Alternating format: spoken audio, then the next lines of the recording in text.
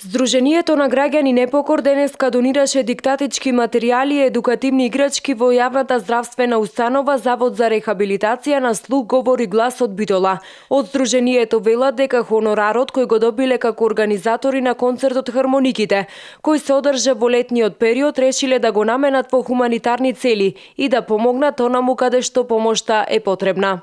Во договор со вработените во јавната здравствена установа Завод за рехабилитација за говор, слух и глас, се договоривме дека на овие златни дечиња им се потребни играчки, ама не обични играчки, туку ги нарекуваат едукативни играчки.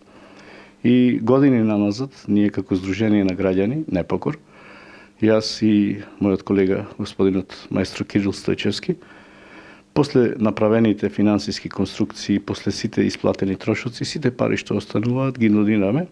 И ова година одлучивме во оваа институција да донираме и навистина не би сакале многу да зборуваме, оставаме сликите да зборуваат, а можеме да ги замислиме дечината во понеделник кога ќе ги видат овие едукативни играчки. Од јавната здравствена установа Завод за рехабилитација на слух, говор и глас од Битола пак велат дека ваквите донации се од огромно значење за нив, кои придонесуваат во целосниот процес за рехабилитација на децата кои доаѓаат во заводот. Играчките се пред се за развој на внимание, концентрација, значи за целосниот процес за рехабилитација на дечињата кои доаѓаат кај нас тука во заводот.